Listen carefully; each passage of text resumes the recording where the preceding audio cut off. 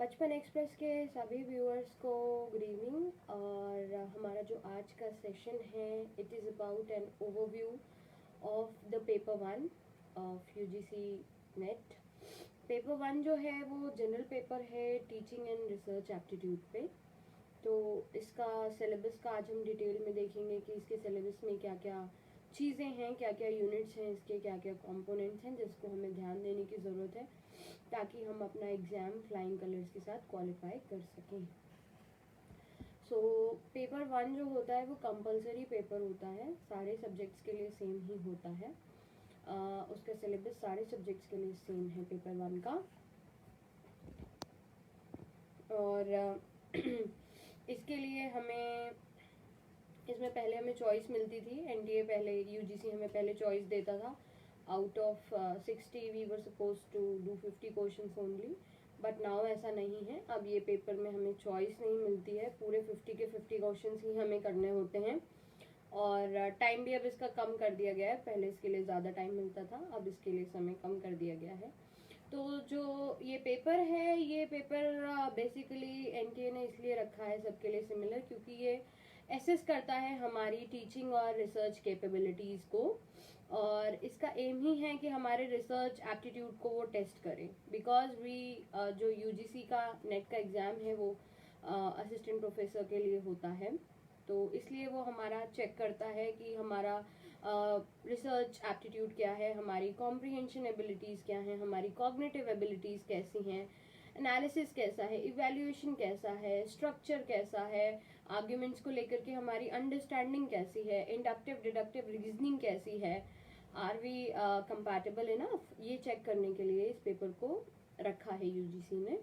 और ये paper same होता है, इसमें भी 10 यूनिट्स हैं। जैसे कल मैंने paper 2 mass communication and journalism का ओवरव्यू दिया था, तो वहाँ पे काफ़ी लोगों के कमेंट्स आए थे that they wanted overview of paper one. तो आज मैं मास कम्युनिकेशन के सब्जेक्ट का सिलेबस वाइज डिस्क्रिप्शन क्लासेस ना लेकर के पेपर वन का ओवरव्यू दे रही हूँ। कल से वील स्टार्ट आर क्लासेस। और मुझे आप लोगों से ये भी जानना है कि आप कमेंट सेक्शन में प्लीज़ बताएं कि आपको डिटेल में थ्योरेटिकल क्लासेस चाहिए या you want objective wise. So accordingly we'll design our classes and we'll study together. तो let's come back to the topic. आज का जो टॉपिक है वो है पेपर वन का ओवरव्यू। तो जो पेपर वन की सबसे पहली यूनिट है which is a okay unit, वो है टीचिंग एप्टीट्यूड की। तो टीचिंग एप्टीट्यूड की जो यूनिट है उसमें टीचिंग के कॉन्सेप्ट्स हैं, ऑब्जेक्टिव्स हैं, वो हमारी लेवल्स को चेक करता है, टीचिंग के मेमोरी को, अंडरस्टैंडिंग को, रिफ्लेक्टिवनेस को, कैरेक्टरिस्टिक्स एंड बेसिक रिक्वायरमेंट्स को। और वो लर्नर की कैरेक्टरिस्टिक्स पे ज़्यादा फोकस करता है। अगर आप एनटीए के प्रीवियस ईयर क्वेश्चंस पेपर उठा करके देखें तो लर्नर सेंट्रिक क्वेश्चंस इस यूनिट से ज़्यादा आते हैं। तो जो इसका सबसेक्शन है लर्नर्स कैरेक्टरिस्टिक्स, हमें उस पर ध्यान देने की ज़रूरत है because teaching is all about learning.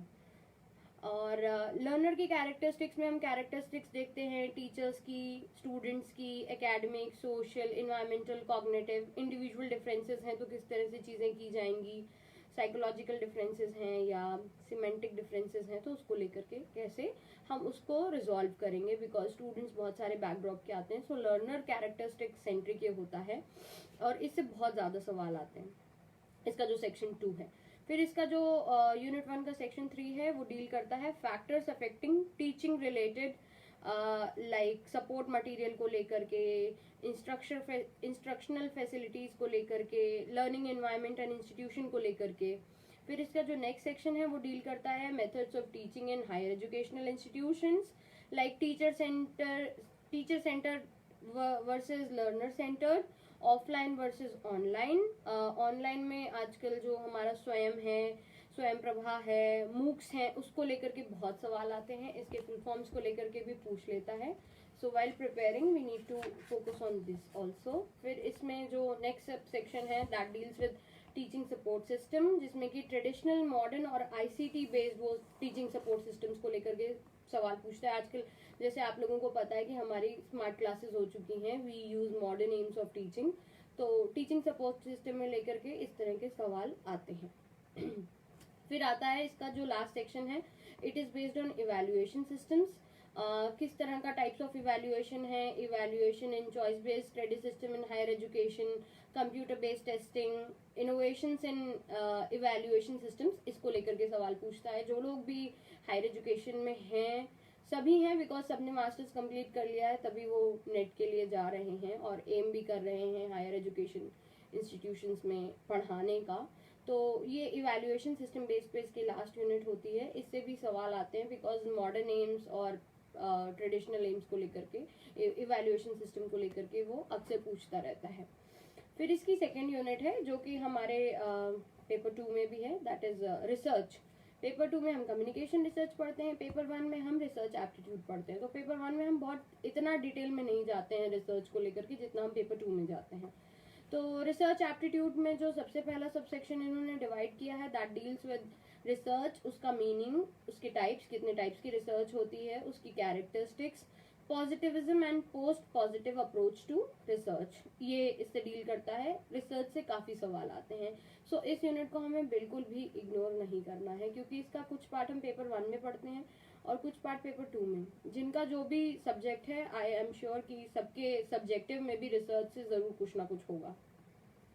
फिर इसका सेकेंड जो सेक्शन है, that deals with methods of research, जिसमें कि experimental, descriptive, historical, qualitative and quantitative methods को लेकर के सवाल आते हैं। और सवाल बहुत ही मतलब लाइक डायरेक्ट नहीं आ देते हैं कि define qualitative, define quantitative. they'll narrate an example, they'll give you example, suppose this is the kind of research, so under which category this research will fall।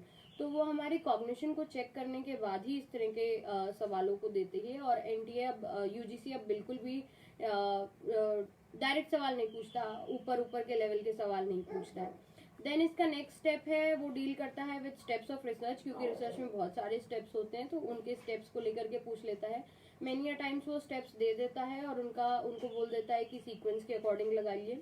उसके बाद जो इसका नेक्स्ट सबसेक्शन है, वो डील करता है with thesis and article writing, तो उसके क्या फॉर्मेट्स होते हैं and what are the styles of referencing, उसको लेकर के इसमें सवाल आते हैं। फिर इसके बाद आता है कि ICT application in research, because research अब बहुत ही डिजिटाइज्ड फॉर्म में हो चुकी है। हम लोग अपने पेपर्स भी ऑनलाइन लिखते हैं, ऑनलाइन सबमिट होता है, ऑनलाइन रिव्यूज होते हैं, तो उसको लेकर के जो एब्रीविएशंस और एप्लीकेशंस हम यूज करते हैं रिसर्च में आईसीटी को लेकर के, उस पे इसमें सवाल आते हैं। फिर इसमें आता है नेक्स्ट, जो इसका लास्ट है, वो डील करता है रिसर्च एथिक्स को लेकर के, कि what are the research ethics and a researcher should follow while pursuing his or her research. तो रिसर्च एथिक्स से बहुत सवाल आते हैं और डायरेक्ट सवाल नहीं आएंगे कि नेम द एथिक्स और सो and so. They narrate a situation in front of you और फिर आपको ऑप्शंस दे देंगे कि इनमें क्या क्या एथिक्स हैं जो फॉलो किए जाने चाहिए थे इस पर्टिकुलर रिसर्च को कंडक्ट करते हुए। फिर इसकी जो यूनिट थर्ड है, वो कॉम्प्रीहेंशन है, रीडिंग कॉम्प्रीहेंशन। एक टेक्स्ट दे दिया जाता है और वो पैसेज दे दिया जाता है, उस पैसेज के बेसिस पे 5 सवाल होते हैं। सो इसमें तो हमें प्रैक्टिस करते रहना चाहिए, पैसेजेस को पढ़ते रहना चाहिए। पैसेजेस नहीं पढ़ रहे हैं आप लोग तो न्यूज़पेपर आर्टिकल्स को पढ़ते रहिए, बिकॉज आप आर्टिकल को पढ़ते हैं तो आर्टिकल का मतलब समझ जाते हैं। तो कॉम्प्रीहेंशन भी हमें वहाँ इसीलिए दिया जाता है कि हम किसी पर्टिकुलर कॉम्प्रीहेंशन को पढ़ करके उसका मीनिंग समझ करके उन क्वेश्चंस को आंसर करें। तो ये 10 मार्क्स के लिए 5 क्वेश्चंस फॉर 10 मार्क्स, ये श्योर शॉट आपको मिल जाएंगे। और एक टिप, सारे स्टूडेंट्स ये गलती करते हैं एग्जाम देते वक्त कि कॉम्प्रीहेंशन लास्ट में करेंगे, कॉम्प्रीहेंशन लास्ट में करेंगे, लास्ट में फिर उनके पास टाइम नहीं बचता है। तो प्रॉपर टाइम आप ईच एंड एवरी क्वेश्चन को डिवोट करिए, क्योंकि कॉम्प्रीहेंशन लेंदी होता है, पढ़ना पड़ता है। और अब क्योंकि ये डिजिटाइज्ड फॉर्म में है, हम ऑनलाइन एग्जाम दे रहे होते हैं, तो स्क्रीन भी हमें राइट लेफ्ट या ऊपर नीचे स्क्रॉल करनी होती है, तो इसलिए हमें ये देखना होता है। 2 बार पढ़ने से कई बार मतलब समझ में आता है, एक बार में नहीं आ पाता, बिकॉज लाइन्स वगैरह इधर उधर हो जाती हैं स्क्रॉल करते हुए स्क्रीन में। तो इसलिए पैसेज के लिए बिल्कुल टाइम रखिए, बिकॉज ये आपके श्योर शॉट मार्क्स हैं, तो आप इसको मत खोइए। और पैसेज की स्पीड इंप्रूव करने के लिए आप कोई भी, there are so many online passages available, उनको लेकर के पढ़ करके आंसर करिए। पैसेजेस में हमें बस यही अपनी अंडरस्टैंडिंग, अपना कॉग्निशन, और जिस भी लैंग्वेज में आप कंफर्टेबल हैं उसी पर्टिकुलर लैंग्वेज में आप कॉम्प्रीहेंशन वहाँ पे अटेंड करिएगा। इंग्लिश का भी ऑप्शन रहता है, हिंदी का भी ऑप्शन रहता है। एग्जाम देते हुए भी आप बीच में लैंग्वेज चेंज कर सकते हैं, like for example you started with Hindi या यू स्टार्टेड विद इंग्लिश, और आपको बीच में लगा कि इसका हिंदी वर्जन भी देख लूँ, कुछ समझ में नहीं आ रहा, तो यू कैन स्विच ओवर। ये ऑप्शन, ये फैसिलिटी हमें प्रोवाइड करी जाती है एनटीए के थ्रू। तो कॉम्प्रीहेंशन में श्योर शॉर्ट मार्क्स मिलते हैं, तो उसको लेकर के हमें थोड़ा सा प्रैक्टिस्ड और फोकस रहने की ज़रूरत है। अभी से हम पढ़ेंगे because we have almost 40-45 days 50 days you can say for our exam. वैसे तो जून में होना था, लेकिन अभी पता नहीं क्या होने वाला है, कब होगा। So whatever we time we have we should positively utilize it. और कॉम्प्रिहेंशन को इम्प्रूव करने के लिए सबसे अच्छा है take a particular paragraph, read it in a particular time, कि मैंने 5 मिनट में इस पर्टिकुलर न्यूज आर्टिकल को या इस पर्टिकुलर बुक के किसी भी फ्रेज को पढ़ करके खत्म करने और उसको समझना है। आपने स्कूल में प्रेसी राइटिंग करी होगी, जो भी जिन्होंने भी स्कूल्स में इंग्लिश पढ़ी है उनके हमें कॉम्प्रिहेंशन में एक पैसेज आ जाता था, आई स्टिल रिमेम्बर कि, और फिर उसको हमें पढ़ना होता था और उसको रीराइट करना होता था इन अनलिमिटेड वर्ड्स। उसकी प्रेसी राइटिंग करनी होती थी इन 60 वर्ड्स। तो you can practice that exercise. आपके पास अगर रेनिन मार्टिन है तो कोई भी कॉम्प्रिहेंशन उठा लीजिए, उसकी प्रैक्टिस कर लीजिए, अपनी पुरानी बुक्स को यूटिलाइज कर लीजिए और वो आपकी बहुत हेल्प करने वाले हैं। फिर इसकी नेक्स्ट यूनिट है that is communication, unit number 4। Communication से बहुत सारे सवाल आते हैं। तो टाइप्स ऑफ कम्युनिकेशन को लेकर के वो अक्सर पूछ लेता है कि which form of this communication is this. जो मास कम्युनिकेशन बैकड्रॉप के हैं उनके लिए थोड़ी सी कन्वीनियंट हो जाती है बिकॉज टाइप ऑफ कम्युनिकेशन वो पेपर 2 में भी पढ़ रहे होते हैं। बट जो मास कम्युनिकेशन बैकड्रॉप के नहीं है उनके लिए भी इतना मुश्किल नहीं है। मैं जिस दिन कम्युनिकेशन पढ़ाऊंगी you all can join in that section और आपका पेपर 1 का ये सेक्शन वहाँ से कंप्लीट हो जाएगा। बहुत हार्ड सवाल इससे नहीं आते हैं, बट टाइप्स पूछ लेता है, कोई सिचुएशन दे देगा, पूछेगा कि which form of communication is best suited for this particular situation, इस तरह से पूछता है। तो कम्युनिकेशन में meaning, types and characteristics of communication को लेकर के सवाल आते हैं। एक इफेक्टिव कम्युनिकेशन को लेकर के सवाल आते हैं, वर्बल नॉन वर्बल को लेकर के आते हैं, इंटरकल्चरल एंड ग्रुप कम्युनिकेशन को लेकर के आते हैं बिकॉज क्लासरूम में ग्रुप कम्युनिकेशन ही होती है ज्यादातर, इसलिए क्लासरूम कम्युनिकेशन को लेकर के इसमें सवाल आते हैं। बैरियर्स को लेकर के पूछ लेता है और सिचुएशन एनालिसिस के बेसिस पे देता है कि for example this is the situation in a particular class and all of a sudden this communication problem occurred. तो ये किस तरह से आप इसको रिजॉल्व करेंगे और ये कौन सा बैरियर है जिसने इस कम्युनिकेशन के प्रोसेस को हैम्पर कर दिया। तो इस तरह के सवाल आते हैं और मास मीडिया एंड सोसाइटी को लेकर के भी सवाल आ जाते हैं। फिर इसकी नेक्स्ट यूनिट है unit 5 that is based on mathematical reasoning and aptitude. तो इसमें से भी सवाल आते हैं, 5 क्वेश्चंस तो अराउंड आते ही हैं। तो उनमें क्या होता है कि लॉजिकल रीजनिंग को लेकर के पूछ लेता है, कोडिंग डिकोडिंग को लेकर के पूछ लेता है, नंबर सीरीज, लेटर सीरीज इसमें फॉलो होती है। आप हर एग्जाम में देखते होंगे एक सवाल तो जरूर आता है, if A X Y Z means this so B C D will mean what. इस तरह से वो दे देता है। तो उसकी ट्रिक है नंबर सीरीज या लेटर सीरीज की ट्रिक है, या तो वो स्क्वायर्स में नंबर सीरीज में चलते हैं या क्यूब्स में चलते हैं या किसी टेबल के फॉर्म में चल रहे होते हैं। वी नीड टू उसको देखना होता है ध्यान से कि क्या चल रहा है, मल्टीप्लिकेशन चल रहा है कि एडिशन चल रहा है कि डिवीजन चल रहा है, क्या चल रहा है। जिस सीरीज में जो चल रहा होता है वही उसमें एप्लीकेबल हो जाता है। कई बार ऐसा भी होता है कि मल्टीप्लिकेशन के साथ साथ एडिशन भी चल रहा होता है, लाइक इंटू 2+1 इंटू 2+2 इस तरह से आगे बढ़ता जा रहा होता है। सो उस क्वेश्चन को देख के समझना होता है। हड़बड़ी बिल्कुल मत करिए, ये क्वेश्चन गलत नहीं होंगे अगर आपने समझ लिए हैं तो। रीजनिंग के क्वेश्चंस हो गए, कॉम्प्रिहेंशन के क्वेश्चंस हो गए, डीआई के क्वेश्चंस हो गए, वो कभी गलत नहीं होते हैं provided if we understand them. और पैनिक में बिल्कुल मत रहिए कि सीरीज में कुछ और देखा और पहले 2 सीरीज आपकी सॉल्व हो गई कि अच्छा ये तो +1+1+1 चल रहा है, आगे का मिलाया ही नहीं और टिक लगा दिया। ऐसा नहीं है, वो they are checking your cognition level. So, okay, Ramashankar sir is saying that I should suggest a good book to crack the exam. For paper 1, I'll suggest you can go for KVS Madan. उनकी book है, उसमें सारी units को, ट्रूमेंस is also good, सारी units को बहुत अच्छे से कवर किया गया है। KVS मदान में एक सीडी भी आती है जिसके साथ आपको कुछ टेस्ट सीरीज मिल जाती हैं, सो you can practice those in KVS Madan. And उसके अलावा एक बहुत ही पॉपुलर अन अकेडमी पे एक एजुकेटर हैं नवदीप कौर, उन्होंने अपनी बुक लॉन्च कर दी है, तो उनकी बुक में भी बहुत ज़्यादा डिटेल में दिया गया है। और उसके अलावा आप क्या कर सकते हैं, there are many mock series available online for free, so you can enroll in those series and get your self practice कर सकते हैं आप सेशंस को लेकर के। और बहुत सारी बुक्स हैं, ट्रूमैन की भी सर बहुत अच्छी बुक है, अगर यू हैव ट्रूमैन्स बुक तो उसमें कॉम्प्रिहेंशन का एनालिसिस बहुत अच्छे से दिया है, you can go for that. बस आपको ये देखना है कि आपकी जो बुक है वो प्रेजेंट सिलेबस के अकॉर्डिंग होनी चाहिए, because as you all know 2 साल पहले ही एनटीए ने, यूजीसी ने अपना सिलेबस चेंज कर दिया था जब से एनटीए ने कंडक्ट कराना शुरू किया। तो इसलिए हमें देखना होगा कि हमारे पास जो अब बुक है वो प्रेजेंट सिलेबस की होनी चाहिए। I am suggesting you KVS Madan, because मैंने केवीएस मदान को 2-3 लोगों के रिकमेंडेशन के बाद लिया, and I really found out that कि हम जो पेड क्लासेस भी लेते हैं, बहुत सारे ऐसे प्लेटफॉर्म है जहाँ पे पेड क्लासेस यूजीसी नेट को लेकर के दी जा रही हैं। सो वो लोग भी इस बुक को सजेस्ट करते हैं, या उनके द्वारा जो नोट्स दिए जा रहे हैं वो इसी बुक पे बेस्ड हैं। So you can go for these particular books, or else you have many n number of people for paper 1 on YouTube. They are giving free lessons. You can enroll, मतलब आप उसको देख सकते हैं जाकर के, अगर आपको ठीक लगता है तो वो किया जा सकता है। उसके अलावा we'll give you series, don't worry, we are there to help you. We want you, all of us, to qualify together this time, so we'll give you no worries on that. Apart, we'll share some notes with you which will be fruitful, I hope so. So mathematical reasoning में जैसे मैं बता रही थी कि number series होती हैं, letter series होती हैं, कोड्स और रिलेशनशिप को लेकर के उसमें से सवाल आते हैं।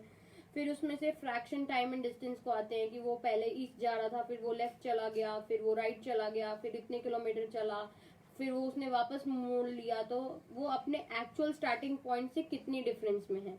सो इस तरह को लेकर के सवाल आ जाते हैं। रेशियो आ जाता है कि 4:3 का था, कोई x is y is this, and then what would be the next thing. So ratio को लेकर के आते हैं, प्रोपोर्शन को लेकर के आते हैं, परसेंटेज को लेकर के आते हैं, प्रॉफिट एंड लॉस को लेकर के आते हैं, इंटरेस्ट को लेकर के आते हैं कि कॉस्ट एक चीज की ये थी, उसने फिर इसको इतने में कर दिया तो एक्चुअल उसके पास कितना आया। सो इस तरह के एवरेज क्वेश्चंस और डिस्काउंट्स और एवरेज बेस्ड क्वेश्चंस होते हैं, which we did in a profit loss series way back when we were in school.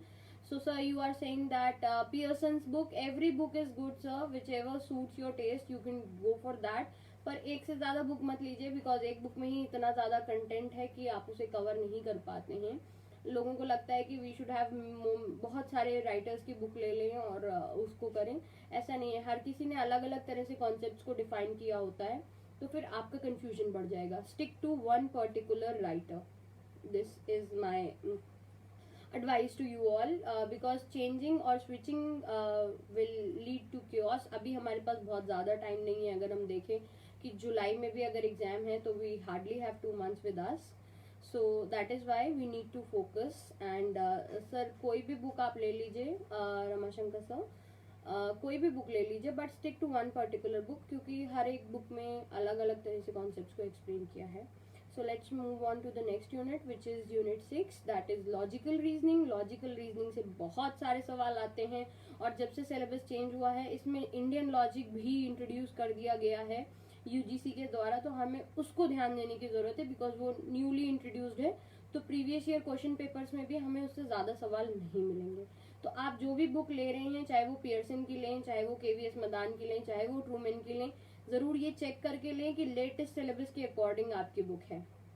तो लॉजिकल रीजनिंग, जैसा कि नेम सजेस्ट करता है, हमारी लॉजिकल अंडरस्टैंडिंग को, हम किस तरह से आर्ग्यूमेंट्स को आंसर करते हैं, स्ट्रक्चर या कैटेगोरिकल प्रोपोजिशंस को किस तरह से देखते हैं, लैंग्वेज का क्या यूज है, कोनोशन और डिनोशंस को लेकर के किस तरह की टर्म्स हैं, क्लासिकल स्क्वायर ऑफ ऑपोजिशंस को लेकर के इसमें सवाल आते हैं, फिर वो डिडक्टिव इंडक्टिव रीजनिंग पे बेस्ड होते हैं। लॉजिकल रीजनिंग पे तो मुझे लगता है असर्सेशन और रीजन के भी काफी सवाल बेस्ड होते हैं।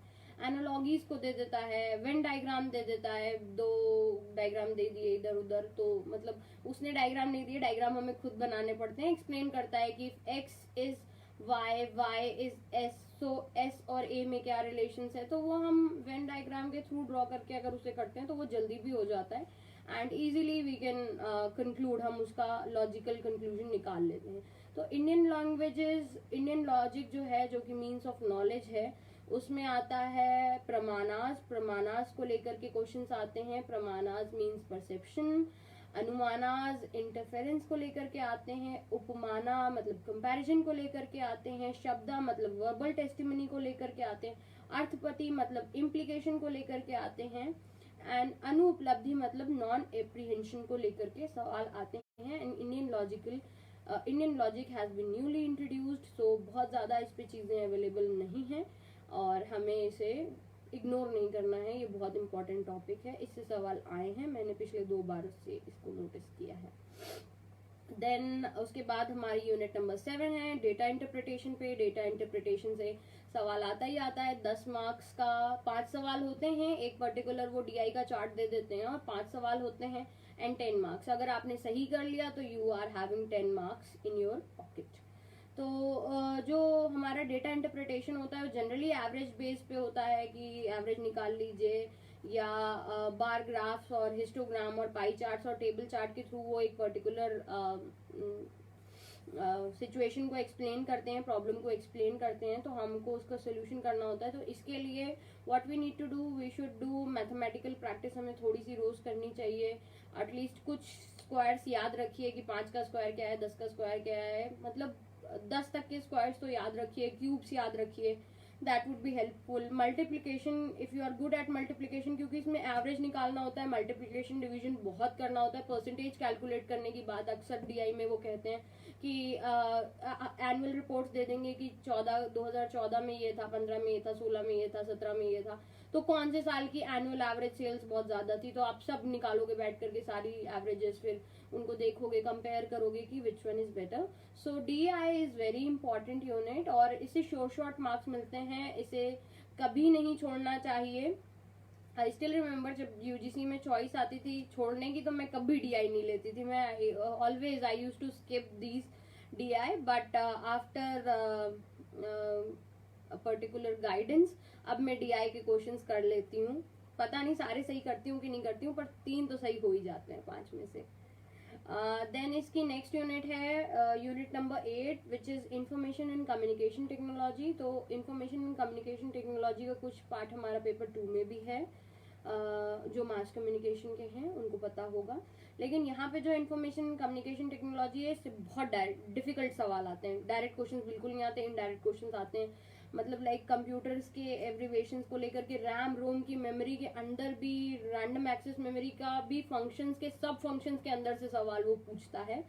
सो we need not skip this, हमें इसे करना होता है, इससे बहुत सारे सवाल आते हैं। एब्रीवेशंस को लेकर के पूछ लेता है, लाइक पहले आपको बहुत सारे types of, for example I am giving you, बहुत सारा टाइप्स ऑफ उसने नेटवर्क दे दिया, local area network, wide area network और कोई और नेटवर्क, 3-4 नेटवर्क दे दिया और कहेगा कि असेंडिंग से डिसेंडिंग में अरेंज करो। तो अगर आपको पता ही नहीं है कि LAN stands for what, local area network, तो आप किस तरह से उसे सॉल्व कर पाएंगे। इसलिए एब्रीवेशंस को तो पढ़िए ही पढ़िए, पर उसका मीनिंग भी याद रखिए, क्योंकि अभी क्या किया है, जब से चेंज हुआ है सिलेबस, इसने बिल्कुल डायरेक्ट सवाल करने बंद कर दिए हैं, क्योंकि वो सारा टाइम हमारे कॉग्निशन का टेस्ट लेता रहता है। So we need to be very precise on that. उसके अलावा इंटरनेट को लेकर के बहुत सवाल आते हैं, कब से डेवलप हुआ, कब आया था, किस प्रोसेस के थ्रू वो डेवलप हुआ, कौन लोग थे जिन्होंने पाइनियर किया या की कॉन्सेप्ट्स को लेकर के आया। और आजकल वीडियो कॉन्फ्रेंसिंग को लेकर के कुछ की टर्म्स को लेकर के पूछ लेता है सवाल।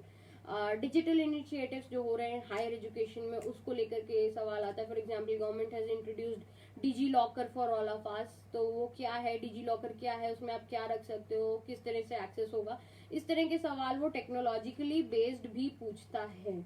आईसीटी एंड गवर्नेंस को लेकर के भी इससे सवाल आते हैं। देन इसकी unit number 9 which is a kind of lengthy, थोड़ा सा मगअप करने वाली यूनिट है, because that is with people development and environment. तो इसमें पीपल एंड एनवायरमेंट को लेकर के सस्टेनेबल गोल्स, मिलेनियम डेवलपमेंट और क्या क्या एक्टिविटीज नहीं है कब से अब तक की, उसको लेकर के सवाल आते हैं। कौन सी कॉन्फ्रेंस में क्या डिसाइड हुआ था, उसको पूछता है। तो मैं इसको डिटेल में आपको बताती हूँ। तो ये लेंदी यूनिट है, टाइम टेकिंग यूनिट है ये, और इसकी लास्ट यूनिट जो है, दोनों ही बहुत लेंदी यूनिट है, पर हमें इग्नोर नहीं करना क्योंकि सारी यूनिट्स ही इक्वली इम्पोर्टेंट हैं पेपर 1 में।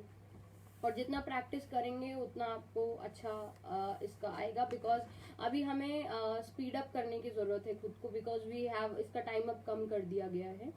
मतलब पहले जो होता था, जब जब से सिलेबस चेंज हुआ है इसका टाइम स्लॉट भी कम हुआ है। And because it is online तो स्क्रीन पे भी हमें बहुत सारा पढ़ना होता है। तो you people please kindly make it into your habit that आप स्क्रीन के सामने बैठ रहे हैं एटलीस्ट 3 घंटे, बिकॉज आपका एग्जाम भी लगातार 3 घंटे का होता है और उसमें आपको जो है my voice is slow, okay, I'll try to be a bit louder for you all. So जैसा कि मैं बोल रही हूँ कि यूनिट नंबर 9 जो है वो पीपल डेवलपमेंट एंड एनवायरनमेंट पे डील करती है। तो ये इसकी जो पहला सब सेक्शन है वो हमेशा मिलेनियम डेवलपमेंट गोल्स को लेकर के और सस्टेनेबल डेवलपमेंट गोल्स को लेकर के आता है, और हमेशा सवाल आता है इससे, हमेशा आता है। If you want to grab 2 marks तो फटाफट पढ़ लो जाकर के कि मिलेनियम डेवलपमेंट गोल्स क्या हैं और सस्टेनेबल डेवलपमेंट गोल्स क्या क्या हैं, उनकी रिकमेंडेशंस को पढ़ लीजिए, आपके 2 नंबर पक्के। उसके बाद ह्यूमन एंड एनवायरमेंट इंटरेक्शन पे इसका आता है कि anthropogenic activities and their impacts on environment, इससे आता है सवाल, पर सस्टेनेबल डेवलपमेंट गोल से जरूर आता है। तो 2 नंबर पक्के करने तो फटाफट जाके पढ़ लीजिए। उसके बाद इसका नेक्स्ट जो सब सेक्शन है वो डील करता है with environmental issues, local, regional, global, air pollution, water pollution, soil pollution, noise pollution, solid, liquid, biomedical, hazardous, electronic, chemical changes, climate changes, और उसके क्या क्या सोशियो इकोनॉमिक और पॉलिटिकल डायमेंशंस है उसको लेकर के सवाल आते हैं। पूछ लेगा कि which country emits the maximum amount of carbon, so you should know that. मतलब डायरेक्ट नहीं पूछेगा कि कार्बन किन चीजों से एमिट होता है, थोड़ा सा इनडायरेक्ट सवाल पूछता है। फिर impacts of pollutants on human health, इसको लेकर के भी सवाल आते हैं, बट अगेन आपको इससे थोरो नॉलेज होनी चाहिए कि क्या क्या पॉल्यूटेंट्स हैं जो जिनसे क्या हार्मफुल इफेक्ट्स हो रहे हैं ह्यूमन की बॉडी पे, क्योंकि वो डायरेक्ट क्वेश्चन नहीं पूछेगा। उसके अलावा नेचुरल एनर्जी रिसोर्सेज को लेकर के वो पूछ लेता है, सोलर एनर्जी, विंड, फॉरेस्ट वगैरह को लेकर के सवाल पूछता रहता है।